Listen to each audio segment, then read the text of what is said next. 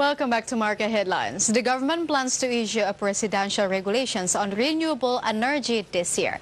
It aims to boost the development of clean energy and reach its energy mix target, whereas the country has set out to achieve 23% renewable energy use by 2025 and also 31% by 2050. The regulations are set to govern the pricing and procurement of the new and renewable energy and set green energy incentives, among other provisions.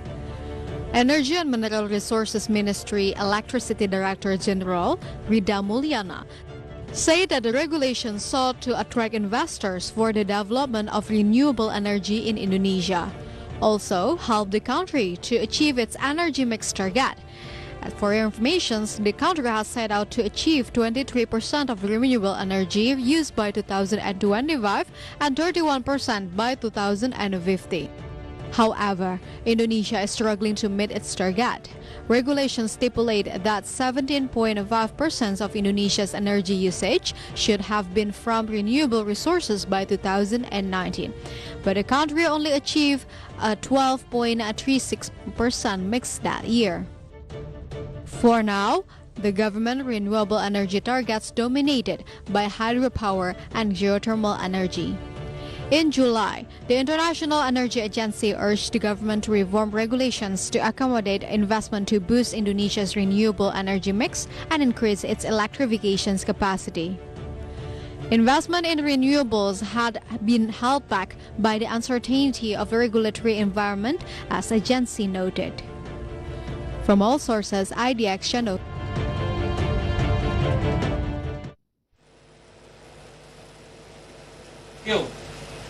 And yes, viewers, climate change in many ways challenge the world, but in the other hand, access to energy is very important for social and economic development, especially for the developing country like Indonesia. And therefore, Indonesia takes issues seriously. We can see on how government plans to issue a presidential regulations on renewable energy this year.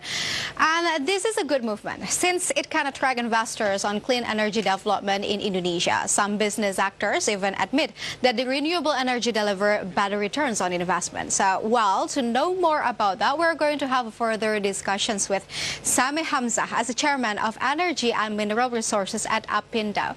Hello, sir. How are you? Fine, thank you, Clara. Yes, sir. It's really good to know. Sir, our topic is really interesting. Even clear energy gets surprisingly big role in U.S. presidential debate between Trump and Biden.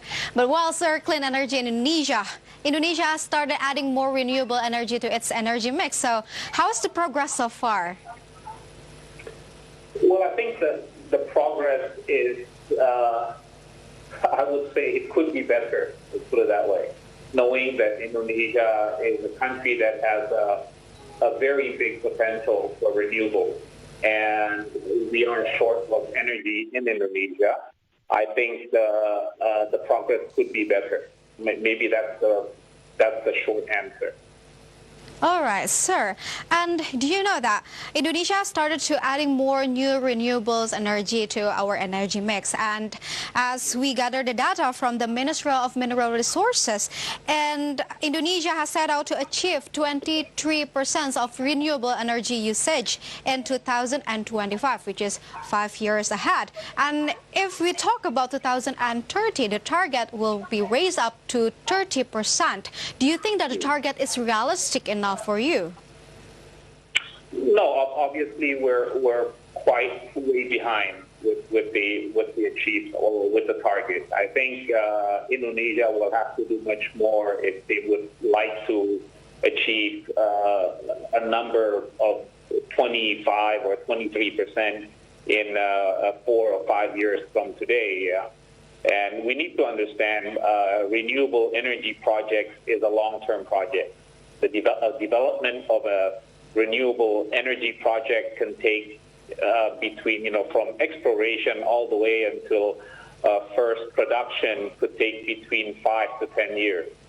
So if you were to explore renewable or start a renewable project today, you will only be able to put it on stream, let's say in 2025, 26, 27, or even maybe even beyond that. So for Indonesia to be able to reach that number, it has to be a very quick to put projects on stream. All right, sir. So I would like to know your perspective in here. How attractive is actually Indonesia's renewable energy prospect in the terms of business actors? Well, you have to separate between the potential of renewable in Indonesia as a country. All right. And Indonesia as an investment destination. And I think if you look at the potential of renewable in Indonesia, whether that is geothermal, solar, hydro, and biofuel, I think Indonesia has a huge potential. It has nearly every aspect of renewable energy you can develop in Indonesia. So I think if you look at from that standpoint, I think Indonesia could easily be a country of destination for investment for renewable. On the other hand, I think we all know that Indonesia is still working on getting our attractiveness for investment destination higher. I think we are still working very hard in doing that. I think we have a lot of challenge in Indonesia, not only the permits, but also the attractiveness of the tariffs, the attractiveness of the human resources, the attractiveness of financial destination. I think that's something that we need to work very hard as a country. I think we're not there yet. We're still in the, I believe, still in the, is it 70s of the list investment destination worldwide, and I think we need to work ourselves up the chart to be able to be the prime investment destination for renewable. All right, sir. So if you say like that, we have a lot of potential in here in Indonesia, but still we are not there yet. So I would like to know your perspective if you can compare Indonesia with other ASEAN countries, let's say the neighbor countries like Singapore, Malaysia, and the Cambodia and stuff. Where is Indonesia's positions in here in terms of clean energy? Well, the good thing is not many neighboring countries have the potential as we have. I mean, in terms of, I'm talking about the immediate neighbor like Singapore. Obviously, Singapore is a small country, only 4 to 5 million population, and nearly do not have any renewable potential in Singapore. Malaysia is a bit different, Vietnam, Thailand. But again, if you look at the size of the country, whether that's population or the acreage of the country, I think Indonesia has probably the best among the Asian or ASEAN in this case country. Yeah, you just take one good example like geothermal. Indonesia has, I think, 40% of world geothermal potential here in Indonesia. And we're only utilizing a fraction of that. So for us to be able to develop geothermal in a short and medium term, we will have to do a lot of attractiveness of investment for us to be able to develop that. And the same thing, similar thing for other renewable energy like hydro, like solar, biofuel, wind energy, etc. So I think we're, in terms of attractiveness in compare even to a neighboring country in ASEAN or in Asia, I think we are very, very attractive. We have the potential to be able to develop this renewable for the better of the country, of the people.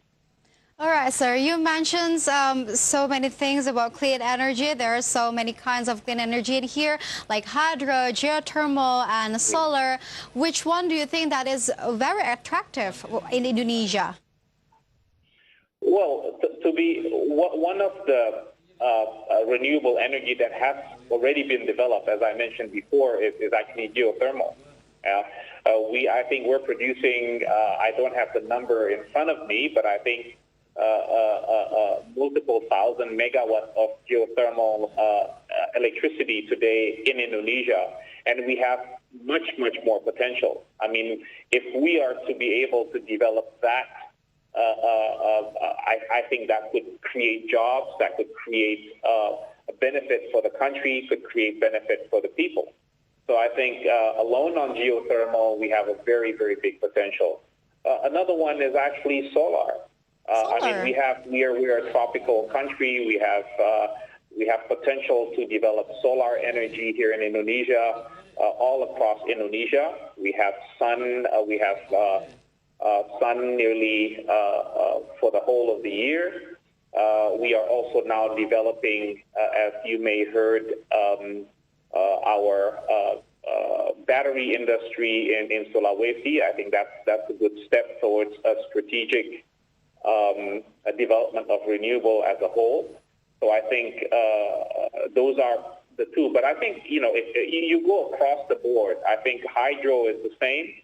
You have so many hydro potential in Indonesia, and I'm talking about not mini hydro, even the mega hydro, 500 megawatts or even bigger, in Papua, in Kalimantan, in Sulawesi. So I think across the board, we have a very big potential of renewable energy in Indonesia. All right, sir, when you put it that way, we know that Indonesia has a lot of potential in here when we talk about clean energy, right, sir? Yes. Yes, sir. Thank you for your time with us, and thank you for the explanations about clean energy, because, Indonesians need to know more about that. We need to be more aware of that because we have a lot of potential in here, and we need to still develop it. And yes, sir. I mean, lastly, maybe just one last thing, Clara, which I'd like to pass on as we close this session. I think it's important that Indonesia needs to be aware that fossil fuel is slowly phasing out. Predominantly, our energy production today is fossil fuel, whether that's oil, gas, or coal. And I think Indonesia needs to understand, with the potential that they have on renewable and the trend, the global trend on phasing out of fossil fuel and transitioning into renewable, it is something that Indonesia needs to think very hard and have a strategic step towards that transition. Yeah. I agree with you, sir. So all the best for the renewable energy in Indonesia. And yes, viewers, stay with us because market headlines will be right back after this quick break.